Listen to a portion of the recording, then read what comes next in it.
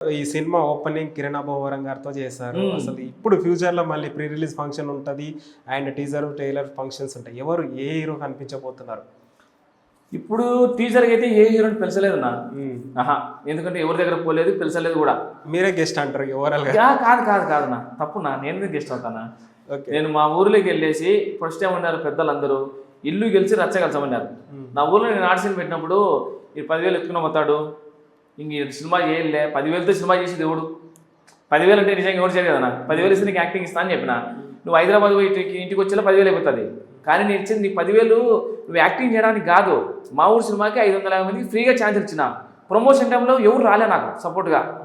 నేను అప్పుడే ఆలోచించిన, ఒక తండ్రి బాధ్యత ఎందుకు ఇచ్చాడు పిల్లోడికి. ఇప్పుడు నువ్వు మీ నాయన ఒక 100 కోట్లు సంపాదించాను అనుకో, నువ్వు దాన్ని ఎట్లా పోగొట్టాలో ఆలోచించావు అని సంపాదించాలని ఆలోచించవు.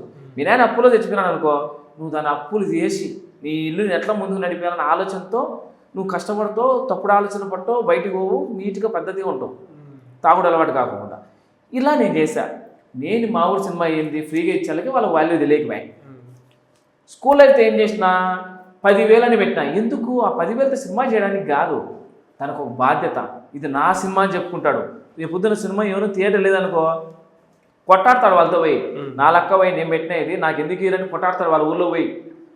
చిరంజీవి సార్ సినిమా చూసినాం, పవన్ కళ్యాణ్ సినిమా సార్ చూసినాం, నాగార్జున సార్ చూసినాం, మహేష్ బాబు సార్ చూసినాం.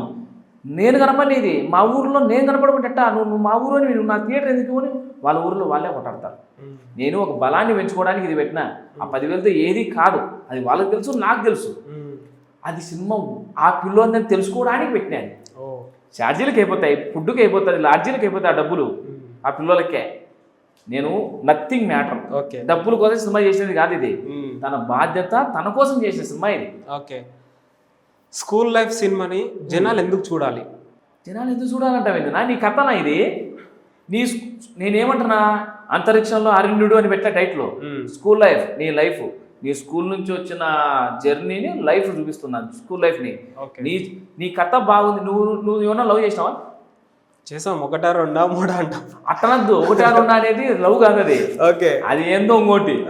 ఒకటే లవ్ అనేది. ఎందుకంటే మనకు తెలిసి తెలియని వయసులో ఒక అమ్మాయి దగ్గర ఏందనుకో, ఆ అమ్మాయిని పోయి కలుసుకోవు, ముద్దు పెట్టవు, అగ్ చేసుకో. అమ్మాయి మాట్లాడితే చాలు, అమ్మాయి కనపడితే చాలు, ఆ అమ్మాయి గజ్జి వేసుకుని అట్టా పోయిందనుకో, ఆ ఫీలింగ్తో చచ్చిపోతాం. ఓకే, ఏదో ఇప్పుడు పోతాను కలుసుకొని ముద్దులు పెట్టి సెక్స్ చేస్తే అది కాదు ఫీలింగ్, సెక్స్ కాదు అది. ఓకే, అది ప్రేమ కాదు అది. అది ఎంతో నువ్వు నీ ఆనందం కోసం. నా దాంట్లో ప్యూర్ ప్రేమ ఉంది.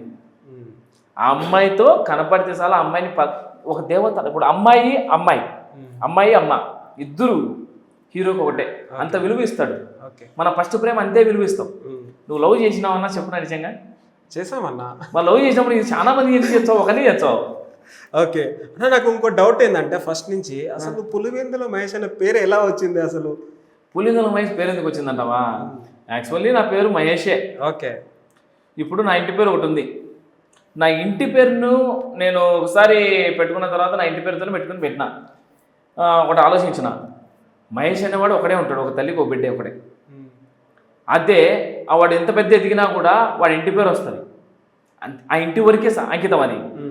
కానీ నా ఎదుగుదలతో పాటు నా ఊరు కూడా ఎదిగిందనుకో. ఇప్పుడు మా ఊర్లో చదువుకొని అమెరికాలో ఉంటాడు ఆయన.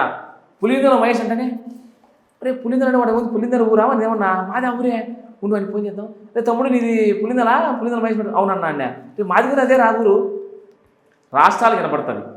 వారు ఎవరు ఏ వ్యక్తి అయినా సరే ఒక ఎదుగుతున్నాడంటే వానితో పాటు వాని ఊరి పేరు తీసుకుపోయినాడు అనుకో, ఊరు గుర్తించాలి.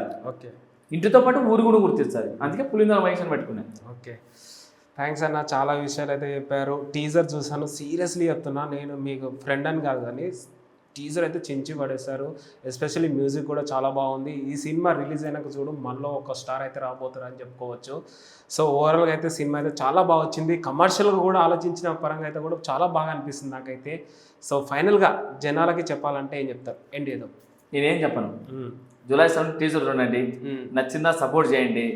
ఇలాంటి వాళ్ళందరూ కొత్త వాళ్ళందరికీ పులివెందుల మహేష్ ఉన్నట్టు గుర్తించండి. ఓకే, మన సినిమాలో మనమే చేసుకుందాం. ఏం తోపేం కాదు, ఏదో పెద్ద క్లాస్ నేర్చుకోవాలి, అంతరిక్షం పోవాలి, ఆడ ఈత ఆడాలి అని సంబంధం ఏం లే. నీ దగ్గర టాలెంట్ ఉందా, కెమెరా పట్టుకో, 1, 2, 10, 11 అయినా బాగా వచ్చాది. బాగా వచ్చిందని ఇసిపిటాకు. ఓకే, దాన్ని పట్టుకో ఏలాడుతాడు, సావా బతుకో, చచ్చిపో, పని చేయి లేదా చచ్చిపో, రెండే ఏడ. అంతేగాని చెప్పి మధ్యలో ఉంటే ఏరే వాళ్ళని నిందలేసి అబ్బా ఈ షాటు నేను బాగా ఇద్దాం అనుకుని నేను సరి చేయలే, నువ్వు సరి చేస్తే అతను సరి చేస్తాడు. డైరెక్టరే ఇక్కడ మార్గదర్శి. డైరెక్టర్ కరెక్ట్గా ఉంటే ఆర్టిస్టులు కరెక్ట్గా ఉంటారు. ఇక్కడ డైరెక్టర్ ఎంత బాధ్యత వహిస్తే ఆ ఆర్టిస్టులు అంతే బాధ్యత వహిస్తారు. మన బస్ అన్న మనం డ్రైవింగ్ చేస్తున్నాము, డైరెక్టర్ డ్రైవర్ వల్ల అంటాడు, అతను డ్రైవర్ సరక్కంగా వినాడు అనుకో, ఇంటికి పోతాం, తాగి ఇట్టి వంకల పడతాం, అందరం చచ్చిపోతాం. ఓకే, అంతే. ఓవరాల్గా స్కూల్ లైఫ్ కంటెంట్తో కూడిన కమర్షియల్ సినిమాతో రాబోతున్నారు, పక్కా సక్సెస్ అవ్వబోతుంది.